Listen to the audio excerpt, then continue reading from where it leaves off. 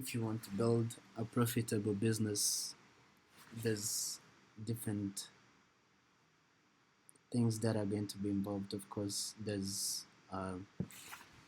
the sales, there's content, there's operations, there's finances, and there's probably like a bit more. There's HR, which is like hiring and um, assigning the people you hire to different objectives or goals or responsibilities. So let's start with like sales.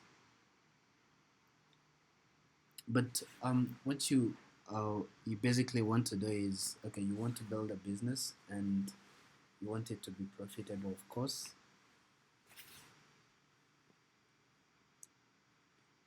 Profitability depends on what you define as, okay, my business is going to be profitable, but what is it that where is it that I want to take it? Is it at 100K? Is it at 10K? Is it at 1K?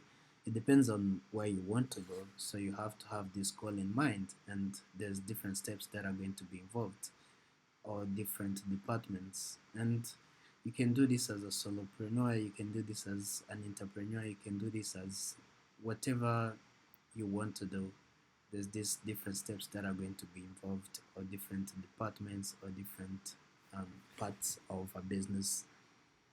Um, and depending on how profitable you want to make your business, this is also going to vary. So this is going to mean how many salespeople I'm going to have on my team, how big is the finance team, what are the operations, and what's my content going to look like, right?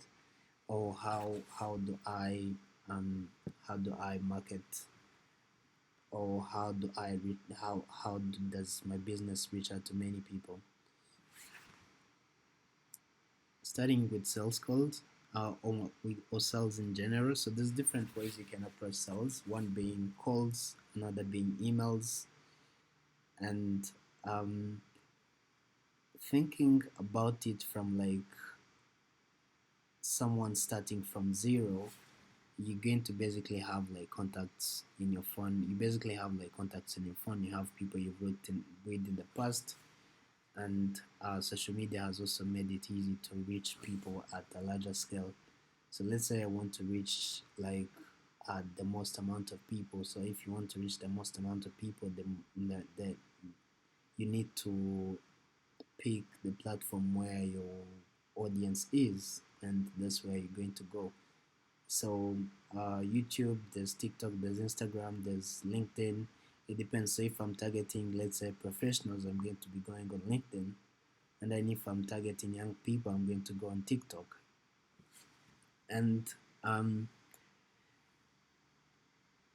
your goal is to basically generate leads. There's multiple ways you can generate leads. There's you can scrape data. You can um, you can reach out to businesses that are already in your industry and ask them if they can provide some leads. You can evaluate competitors. There's different ways you can approach this. And you don't want to overthink this. You want to be active. You want to start making sales calls. You want to start by sending emails and see what happens and get feedback and start using that feedback. And then there's content and marketing. So we've already mentioned social media here, but um, ideally you want to focus on one platform and um, test as many content as much content as possible. And then for you to do that, you need to post as frequent as possible. And you need to remember that it's social media, so you need to socialize. So social media is a tool. There's no ultimate formula. You can evaluate the people who are successful, what they are doing, and then try to sort of uh, reverse engineer it. And then there's finances. So once you start making money, once you get your first client, there's going to be expenses, there's going to be cash flow. So you need to track this.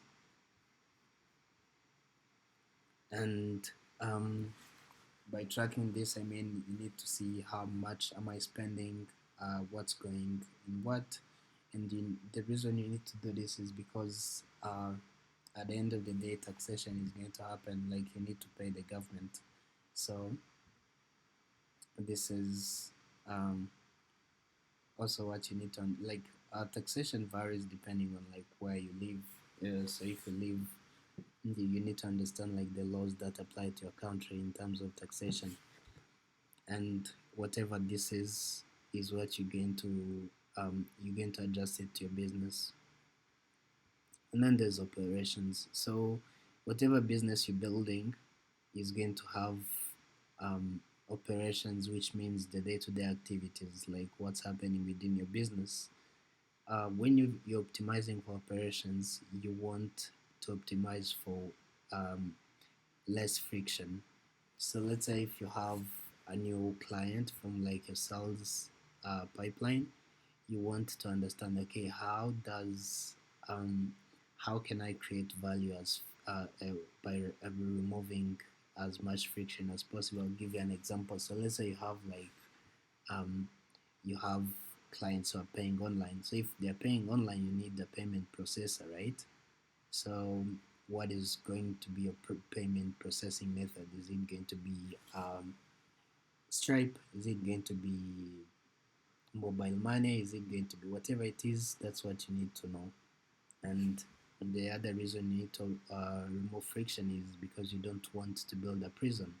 Like the most successful people in business are people who can last the longest. Look at Warren Buffett. He's 90 something, and this is now when he's retiring, right? So you need to remove as much friction as possible for you to enjoy the journey of building a business and optimize for longevity. I mean, yeah.